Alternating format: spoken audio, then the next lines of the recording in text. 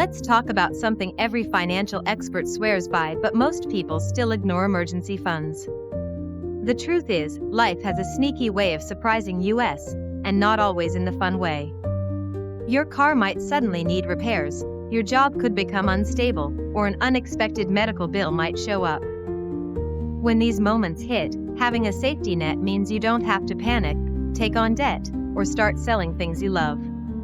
It's not about being negative, it's just about being smart and ready for whatever comes your way. Think of an emergency fund as your personal insurance policy, except you're the one in control. The big question people ask is, how much should I actually save? There isn't a perfect answer for everyone, but a great rule of thumb is to aim for at least 3 to 6 months' worth of living expenses. That means enough to cover your rent or mortgage, utilities, food, transportation, and the basics if your income suddenly disappeared. If your job is unstable, or you're self-employed, you might want to save even more. On the flip side, if you have a super steady income and very low expenses, you could get by with less. But remember, it's always better to have a bit too much than not enough when life throws a curveball. Now, the next thing you might wonder is, where should this money actually go? The best place for an emergency fund is somewhere that's both safe and easily accessible, like a high-yield savings account. You don't want this money tied up in stocks or long-term investments where it could lose value right when you need it. At the same time, you want it to earn a little more interest than a regular checking account.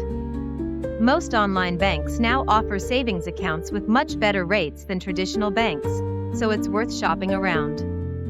Just remember, the goal here is security and liquidity, not high returns. One of the biggest mistakes people make is dipping into their emergency fund for things that aren't really emergencies. A vacation, a new phone, or a sale at your favorite store doesn't count. Set a clear rule for yourself: only use this money for genuine, unavoidable emergencies. If you ever do need to use your fund, make it a priority to rebuild it as soon as possible.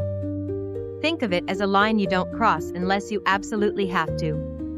That discipline will help you sleep better at night, knowing you're always covered. If you're starting from scratch, don't get discouraged by the numbers. Even saving a small amount each month will build up faster than you think.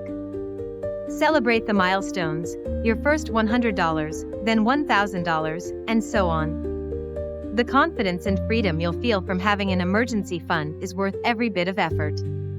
Start now, keep going, and make your future self proud. You'll be ready for anything life brings.